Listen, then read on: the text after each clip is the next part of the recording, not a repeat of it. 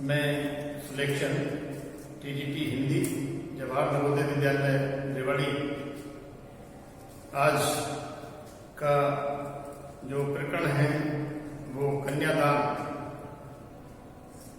कन्यादान ऋतुराज कवि ऋतुराज जी के द्वारा रचित ये रचना है। कवि परिचय। ऋतुराज जी का जन्म 1940 ईस्वी में राजस्थान के भरतपुर में हुआ था।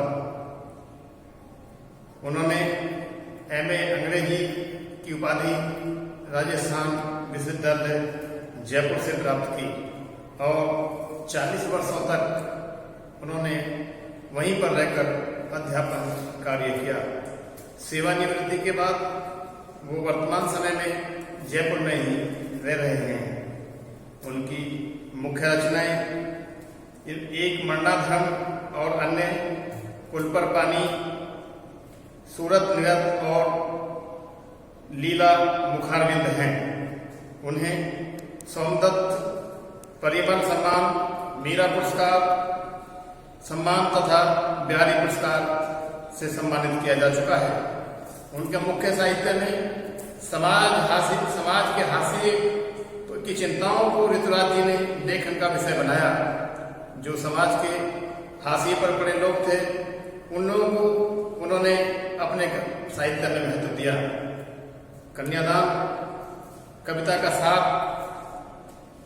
कन्यादान कविता माँ बेटी की स्त्री की परंपरागत आदर्श रूप में हटकर सीख दे रही है। कवि का मानना है कि समाज में जो स्त्रियों की दशा है वो दशा बहुत ही दयनीय है। नारी का समाज के अंदर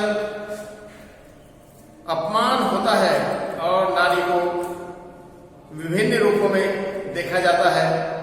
ये कविता एक अलग रूप में दर्शाई गई है। इस कविता में एक माँ अपनी बेटी को कन्यादान करते समय ये सीख देती है कि तुम एक पुरानी महिला नहीं, एक नए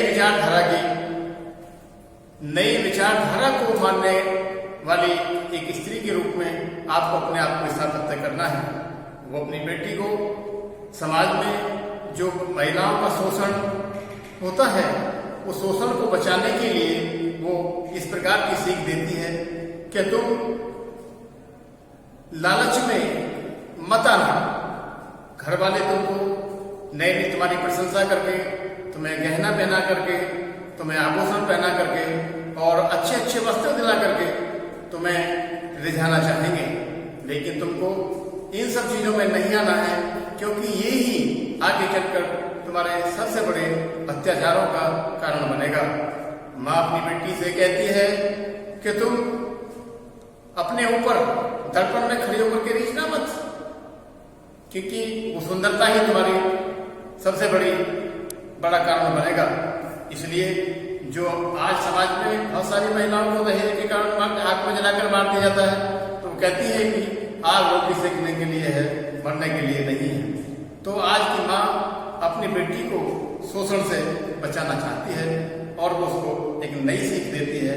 तो इसी क्रम में हमारी जो आज की कविता है वो है कन्यादान। कितना प्रामाणिक था उसका दुख, लड़की को दान में देते वक्त जैसे वही उसकी अंतिम पूंजी हो। लड़की अपनी सियानी नहीं थी, इतनी भोली सरल थी कि उसे सुख का आभास तो होता था लेकिन दुख बांचना नहीं आता था। पाठिकाती व धुंधले प्रकाश की पुस्तकों और लयबद्ध पंक्तियों की माँ ने कहा, पानी में झांककर अपने चेहरे पर मत रिझना, आग रोटियां सेकने के लिए हैं, जलने के लिए नहीं। वस्त्र और आभूषण शाब्दिक भ्रमों की तरह बंधन है स्त्री जीवन के। माँ ने कहा, लड़की होना और लड़की जैसी दिखाई मत पड़ना। इसमें कवि ऋतुराज कहते हैं कि कितना प्रामाणिक था उसका दुख। प्रामाणिक का मतलब होता है वास्तविक।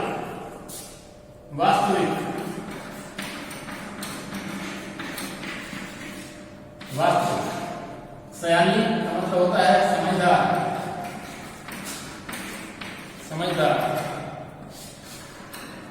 बाँचना, पढ़ना,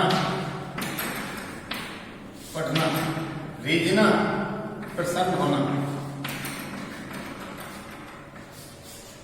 प्रसन्न होना, प्रसन्न होना। तो कितना प्रमाणित था उसका सुख लड़की को दान में देते वक्त, जैसे वही उसकी अंतिम पूंजी है। कवि ऋतुराज के द्वारा मां के माध्यम से ये कहा जाता है कि मां का जो दुख था अपनी बेटी को विदा करते समय कितना वास्तविक था, सच्चा दुख था उसके उनके लिए, क्योंकि आज उनकी बेटी उनसे विदा हो गई है। एक बेटी ही मां की सच्ची सहेली होती है, सच्ची सहायक होती है, और जब बेटी आज जा रही है उनके पास से, वही एक उसकी अंतिम पूंजी थी, वही उसकी एक धरोहर थी। लड़की अभी सियानी नहीं थी, अभी इतनी भोली सरल थी। लड़की अभी इतनी सियानी नहीं, सियानी से मतलब समझदार, और समझदार से मतलब क्या होता है, अपरिपक्व। लड़की अभी अपरिपक्व थी। जो शादी के सपने होते हैं वो बड़े रंगीन सपने होते हैं, उनका कुछ आभास होता है, लेकिन शादी के रहस्यों को, जो शादी की जो चतुराइयां हैं, जो रहस्य हैं, उनको वो नहीं समझ पाती है। क्योंकि ससुराल में रह करके वो क्या क्या उसके लिए कुछ आएंगे, उसे कितने कितने दुख पहुंचाते हैं लोग। उन दुखों को उसको पढ़ना नहीं आता, अभी समझना नहीं आता, क्योंकि वो चीजें अनुभव के साथ आती हैं, धीरे धीरे आती हैं। क्योंकि माँ वो जान चुकी है, माँ को सारे अनुभव हैं, किन किन मुसीबतों का, किन किन कठिनाइयों का उन्होंने सामना किया है। पाठिका थी वह धुंधले प्रकाश की, कुछ तुकों और लयबद्ध पंक्तियों की, वो कुछ लयबद्ध पंक्तियों के समान उनकी पाठिका थी। जैसे अंधेरे में, अंधियारी में, अस्पष्ट प्रकाश में जैसे कविताएं पढ़ी जाती हैं, कविता पढ़ी तो जाती है लेकिन उसको समझा नहीं जाता। उसी प्रकार से कवि ने कन्या पुत्री को, जो बेटी है, उसको एक पाठिका की संज्ञा दी है कि पाठिका तो है लेकिन वो उसको उसका अर्थ नहीं समझ पाती है। तो माँ उन्हीं चीजों को वो सीख देती है कि सीधा सीधा अर्थ जो निकलता है, लयबद्ध पंक्तियां, तो उन सब जो लालच है स्त्री की, जो उनको उनकी प्रशंसा की जाती है, उनको खुश रखा जाता है, अच्छा खाने को कहा जाता है, उसके नाज नखरों को सहन किया जाता है, और ये नाज नखरे आगे चल करके उसकी मुसीबत बन जाते हैं। माँ ने कहा पानी में झांककर चेहरे पर मत रीझना। माँ कहती है कि पानी में झांककर, वो कहती है कि दर्पण के आगे खड़ी होकर के अपनी सुंदरता को मत देखना, क्योंकि ये सुंदरता ही नारी के लिए सबसे बड़ी मुसीबत बन जाती है। और नारी उसमें आकर के उसको एक गर्व महसूस होता है, अपनी सुंदरता पर गर्व करती है, लेकिन वो सुंदरता उसकी बहुत बड़ा कारण बनती है। उसे परिवार के लोग अपने चेहरे पर मत रीझना, आग रोटियां सेकने के लिए होती है। आग, वो कहती है कि नई सीख देती है माँ उसको कि आग रोटी सेकने के लिए है, आग पर रोटी सेकी जाती है, आग में जलकर नहीं मरा जाता। बहुत सारी महिलाएं, बहुत सारी बेटियां आज समाज में दहेज के जो दरिंदे हैं, जो लालच के दरिंदे हैं, जो शोषक हैं, महिलाओं के शोषण करते हैं उनका, वो आग में जला करके उनको मार देते हैं।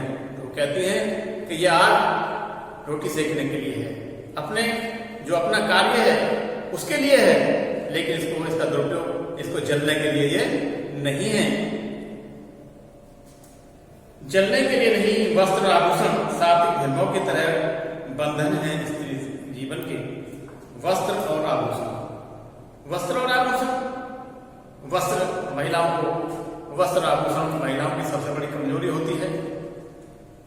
वस्त्र और आभूषण में महिला सुसज्जित होती है, सुंदर होती है, और ये नए नए कपड़े, नए नए वस्त्र ससुराल में उनको मिलते हैं, उनको लाया जाता है, और उसी के बल पर उनको बाद में उनको प्रताड़ित किया जाता है, महिलाओं को सताया जाता है, और ये वस्त्र और क्या है?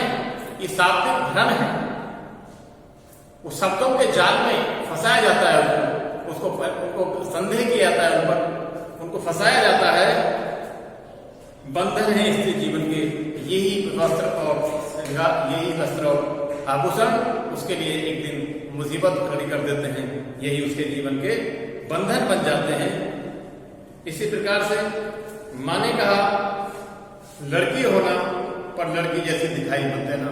कितना बड़ा महत्वपूर्ण वाक्य। देखिए आज माँ आधुनिक है, आज की विचारधारा पे माँ नारी सशक्तिकरण का युग है। नारी को आज सशक्तिकरण के रूप में देख रहे हैं। आज नारी बहुत ऊपर तक जा रही है। आज कंधे से कंधा मिला करके पुरुषों से अगली पंक्ति में नारियां खड़ी हैं। तो माँ इसीलिए कहती है कि माँ ने कहा लड़की होना पर लड़की जैसी दिखाई मत पड़ना। लड़की शालीनता की मूर्ति होती है, सहनशील होती है, सरल होती है, निश्चल होती है। वो लड़की है, ये सारे गुण उसके अंदर हैं, लेकिन वो कहते हैं कि लड़की जैसी दिखना मत, अपने आप को मजबूत रखना, अपने आप को शक्तिशाली रखना, घबराने की कोई आवश्यकता नहीं है।